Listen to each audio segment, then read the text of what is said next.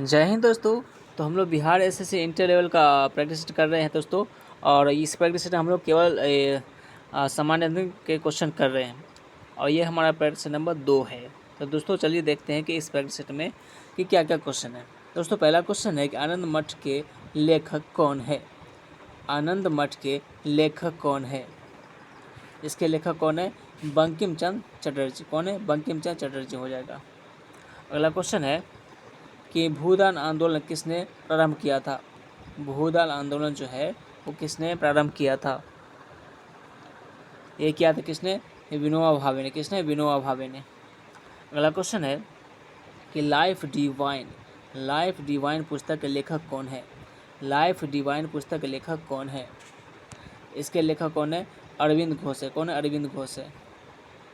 अगला क्वेश्चन है कि बंगाल की एशियाटिक सोसाइटी 1784 में स्थापित के प्रवर्तक कौन थे।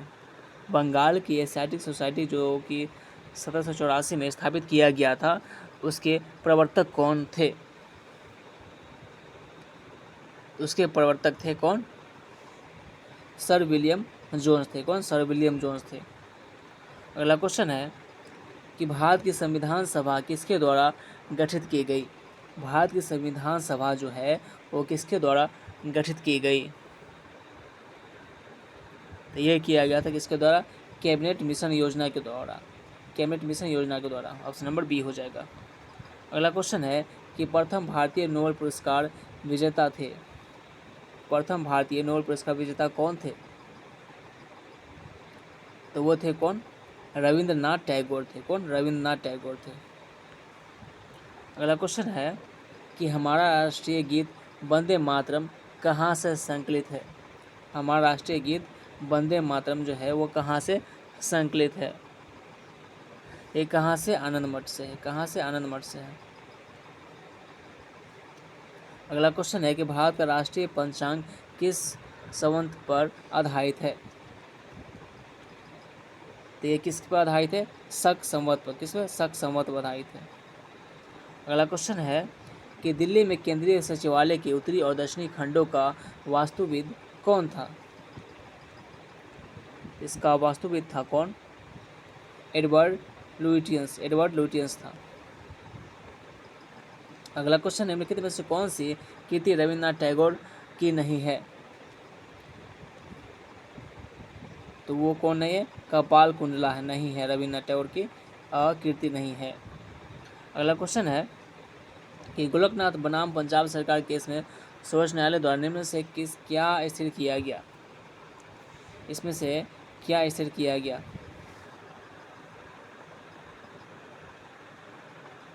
तो इस गोलकनाथ केस में कहा गया था संसद को मूल अधिकारों को सीमित करने या संशोधित करने का अधिकार नहीं है।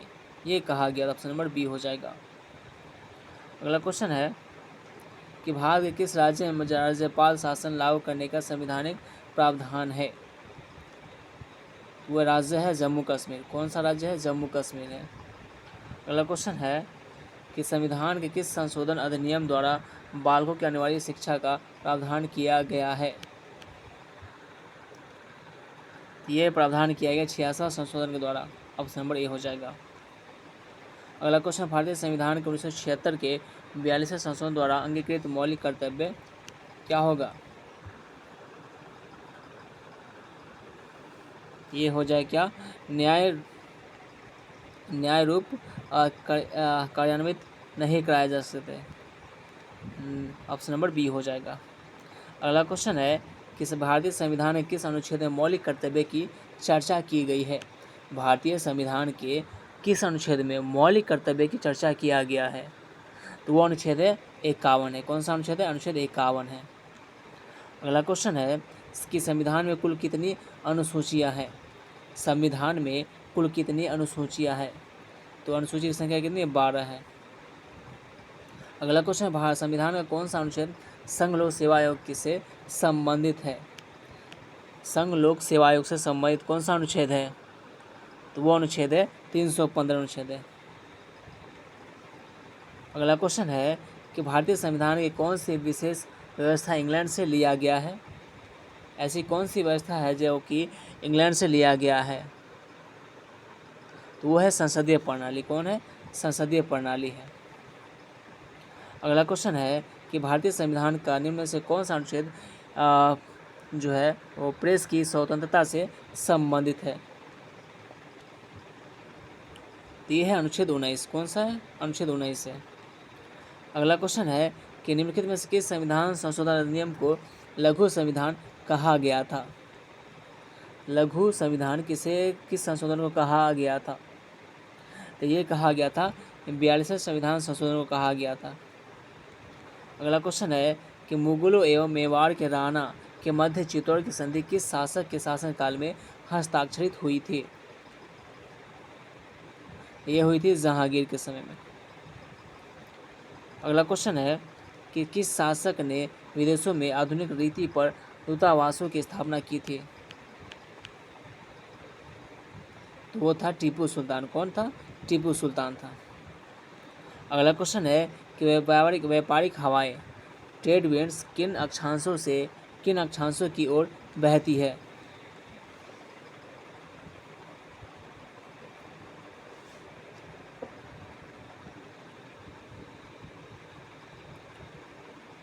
तो ये बहती है अक्षांशों से विषुवत रेखा की ओर। ऑप्शन नंबर सी हो जाएगा। अगला क्वेश्चन है कि उच्च दाब क्षेत्र से भूमध्य सागर की ओर चलने वाली पवनें होती है। क्वेश्चन है कि उच्च दाब क्षेत्र से भूमध्य सागर की ओर चलने वाली पवनी क्या कहलाते हैं? वो कहलाते हैं व्यापारिक पवनी। कौन सी? व्यापारिक पवनी कहलाती है। अगला क्वेश्चन है कि भयंकर 50 चलते हैं कहाँ? भयंकर 50 कहाँ चलते हैं?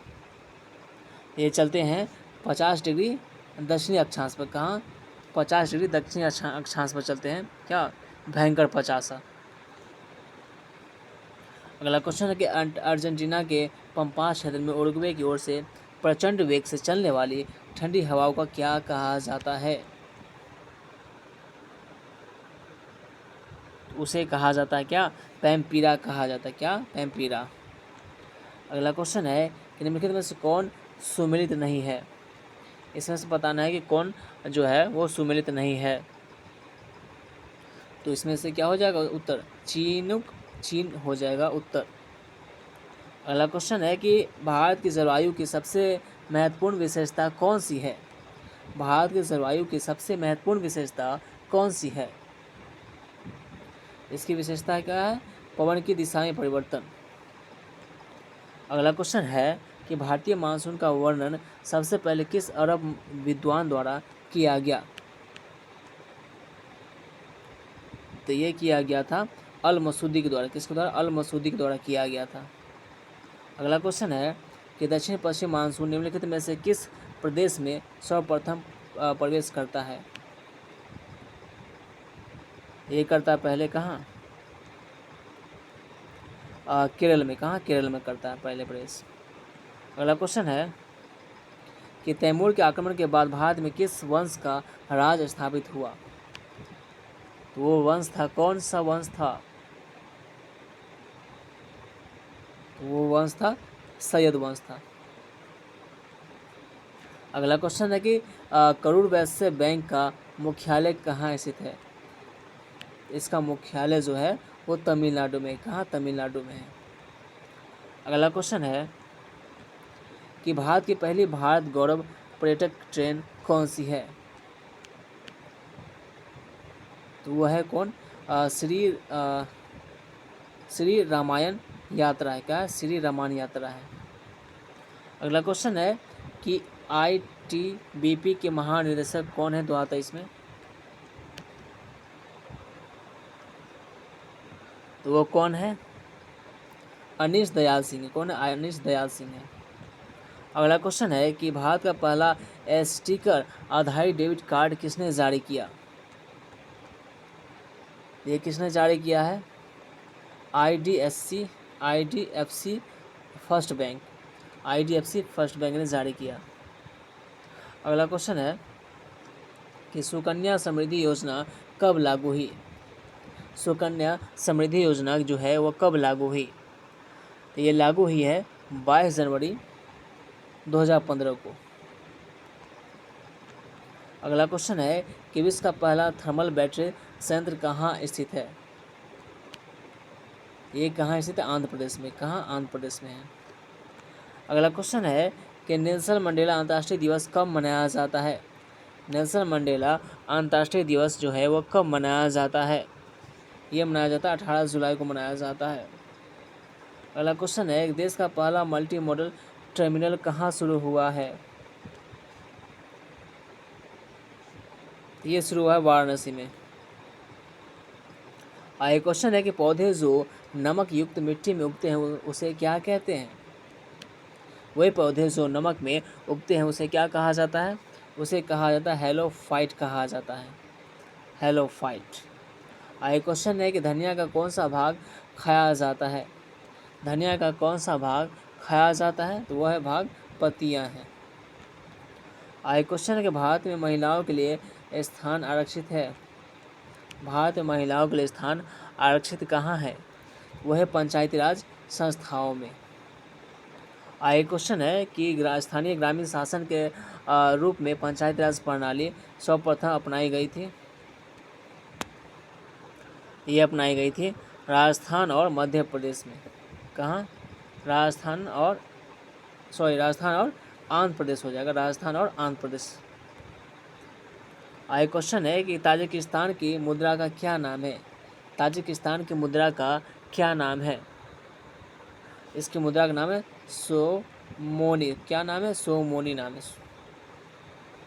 एक क्वेश्चन है कि ग्रीस की राजधानी क्या है? ग्रीस की राजधानी क्या है? ग्रीस की राजधानी क्या? एथेंस है।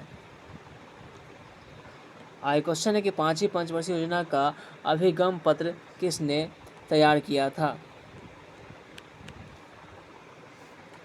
ये तैयार किया गया था डॉक्टर पी धर के द्वारा। किसके द्वारा? डॉक्टर पी धर के द्वारा। एक क्वेश्चन है कि निम्नलिखित में से कौन सा एक संविधानोत्तर संस्था है? तो वह है नीति आयोग। कौन है? नीति आयोग का उपाध्यक्ष। ऑप्शन नंबर डी हो जाएगा। अगला क्वेश्चन है कि प्लानिंग एंड द पुअर के लेखक कौन है? प्लानिंग एंड द पुअर के लेखक कौन है? इसके लेखक है वी.एस. मिन्हास है। कौन है? वी.एस. मिन्हास है। अगला क्वेश्चन है कि 1944 में गांधीवादी योजना को प्रतिपादित किया था किसने? तो किसने किया था?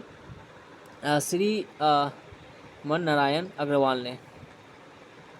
एक क्वेश्चन है कि भारत की विदेश नीति के नए आयाम पुस्तक किसने लिखी है?